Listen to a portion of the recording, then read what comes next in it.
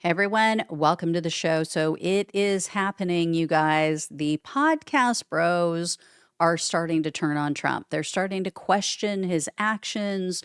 They are just done with him in some cases. They're ditching Trump. Not only that, but they're embracing democratic socialist ideas and praising Bernie Sanders and people like Zoran Mamdani. So I have some very interesting clips to share with you so you can see and hear for yourself. But before I get into all these details, do me a big favor. Click the subscribe button below this video. It really helps the show. I greatly appreciate it. So here's the deal. As you guys may all know, Trump won the presidency last year because he brought out some very low propensity voters, and he won over some voters who were typically Democratic voters. At least they've voted for Democrats in the past. I wouldn't say they're Democratic voters, but, swing voters who voted for Dems. One way he did that was by reaching these groups through alternative media. So Trump went on a bunch of the bro podcasts that are very popular with Gen Z and minority men, shows like Joe Rogan, Andrew Schulz, others like that. And they really helped to push Donald Trump over the edge. And these hosts were all in for him. They told their audience, I am endorsing him. I think he's good. I think he's going to be good for the country. So their audience followed along. Well, some of these influencers are now starting to turn on Trump. And it's only a matter of time before their audience members turn on him as well. Some have. And for everyone who keeps saying, oh, he doesn't care, he's already the president, he's not running again, I want to address this because this is a very big misunderstanding that people have. First of all, Trump keeps hinting at remaining in power after his 4 years is up. If these people turn on him, he's not going to be able to do that.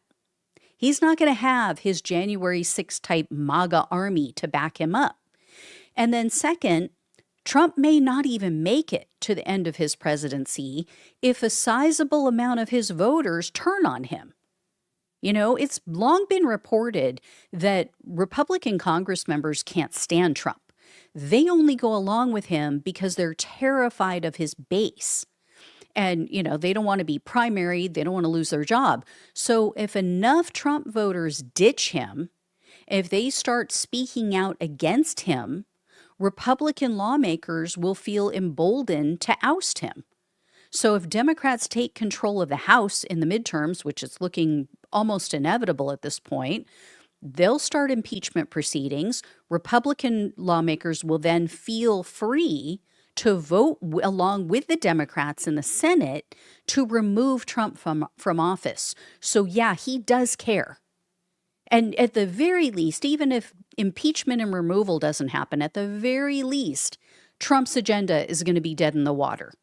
Democrats will take back control, at least of the House, and they'll just put a freeze on everything he wants to do. So anyway, let's get to the good stuff, because comedian and podcaster Andrew Schulz, he doesn't consider himself, he said this before, he doesn't consider himself to be MAGA, he doesn't consider himself to be a right-winger. But he had Trump on the show before the election. He liked a lot of what he heard, because Trump completely bullshitted him, and Schulz fell for it. So he's admitting that now. And he is pissed about this whole Jeffrey Epstein issue.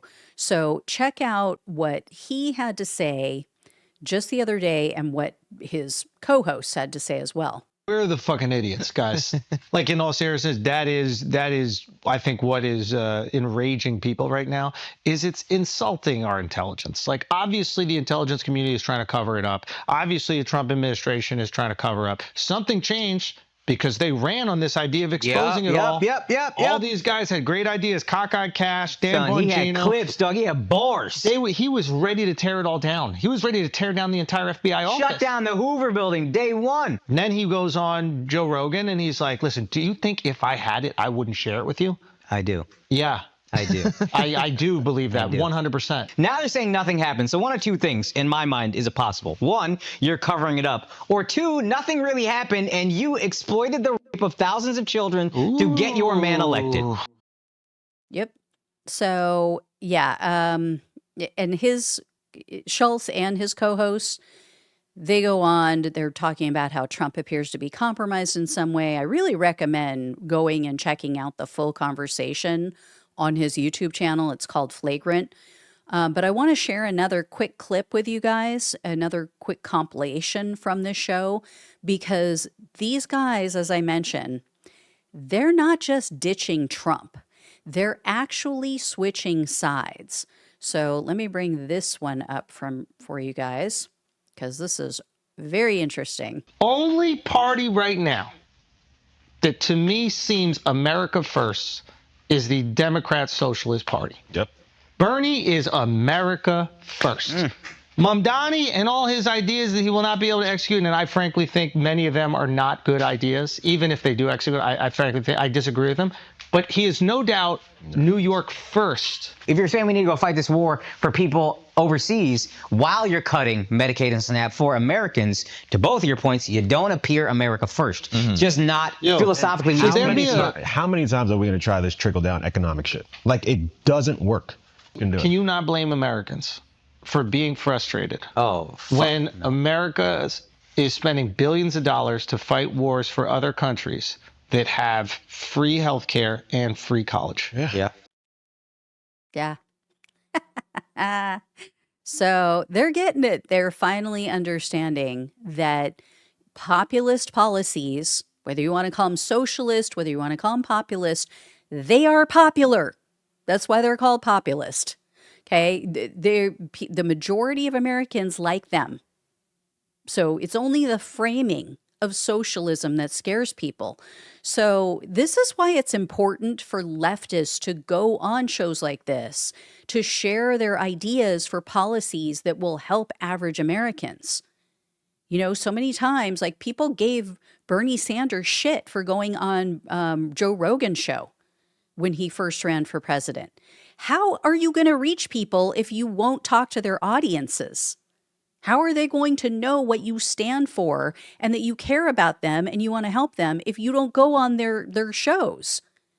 And the Democratic Party and Democrats, you know, these middle of the road people who are going to get run over, like Kristen Gillibrand or Kirsten, whatever her name is, you know, they can try to smear Zohran Mamdani all they want, but his ideas are popular, regardless of his party.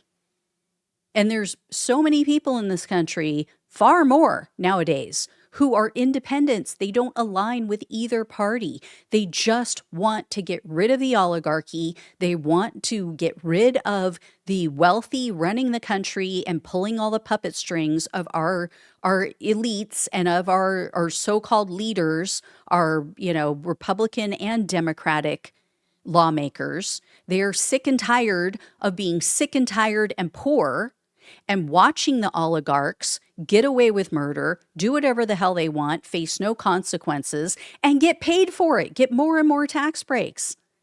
And yes, there is plenty of corruption on our side. You know, Democrats may not be the raging sociopaths and the fascists like Trump, but that doesn't mean that their hands are clean. At least not a lot of them. There's a few, and again, particularly the progressives who don't take corporate money. So anyway, Schulz isn't the only pod bro that's pissed off right now. You probably know who I'm talking about, but white nationalist, white supremacist Nick Fuentes, he's also saying, I'm done with Trump. On his show, he called for Donald Trump voters for MAGA to burn their MAGA hats. Look at this. And people are doing it. This is what's happening. People are burning their MAGA hats. Fuentes said, you know, I'm going to do it. He said, quote, "We need to burn our MAGA hats. I think that's a solution. That's the only language Trump understands. He needs to be abandoned at this point. Now he's going to tell us there's no Epstein Black Book, no client list. The message needs to be this: we're done. We don't understand. The radical right is fucking furious. We are done. I'm burning my MAGA hat. I think other people should too."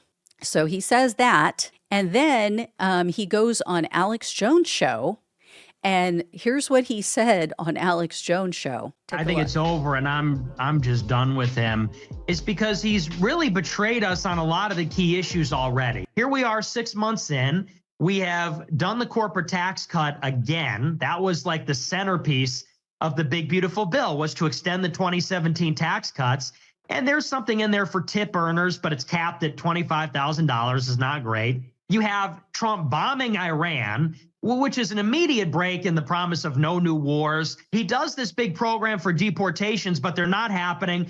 Already, we've had to fight tooth and nail for months to get them to commit to deporting people. They keep trying to resist this and say, no, we're going to do targeted enforcement. We're not deporting the farmers. We're going to give them an H-1A carve out. We're going to do a work program. And then this Epstein thing, and all of his most dutiful surrogates are having to basically do damage control and lobby him every day to just do the basics. Don't do an amnesty. Don't go to war with Iran and have regime change. Don't do this Epstein cover up. And for me, it's like, I'm out. So he's done. And for anyone who doesn't know who Nick Fuentes is, he started the America First movement for young people. His followers are known as the Groypers. Many of them were at the Capitol on January 6th. So, this is also the guy who went and had dinner at Mar-a-Lago with Donald Trump and Kanye West. So this isn't just some random podcaster. He has a lot of sway with young Trump voters. And what we're also seeing is others coming out. So comedians and podcasters, Joe Rogan and Tim Dillon, they have been speaking out against Trump's horrific detainments and their deportation. So, in fact, The Independent just reported that Rogan recently had dinner with Trump, and he pressed Trump to arrest immigrants. So I have that screenshot for you as well, so you can see. And so, yeah, he met with Trump and Linda McMahon, because she, was running or involved with, she's, I think, the education secretary, but she also was involved with wrestling. And so, Rogan knows her through that. So that apparently happened on June 30th. And then just a few days later, is when Rogan brought this up on his show, and he referred to these arrests as quote unquote insane. And he's been saying, if anybody knew that they were just going to go round up random people at Home Depot parking lots, nobody would have voted for that. Now, there are some, I will say, there are many, especially on Twitter, who are like, no, that's exactly what I voted for. But there are a lot of people who have a conscience still, who aren't just angry at the world, who aren't losers, who are trying to blame black people for everything. And they're like, no, I'm an independent, or I'm a swing voter. This isn't what I signed up for. And then Tim Dillon, I've seen a couple clips from his show where he is totally mocking Trump over all of this. He's, being sarcastic about alligator Alcatraz and shit talking some of what Trump is doing about these deportations. So this is not good for Donald Trump. And it is great for the progressive movement, because the truth is coming out. And if I was a Republican right now, like a Republican lawmaker, I would be freaking furious at Donald Trump, because he has completely torn the mask off of them. He could not do more for the populist progressive movement if he tried.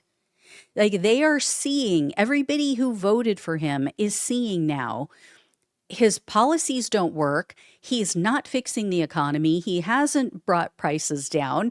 He is making things worse on that front because of his ridiculous tariffs.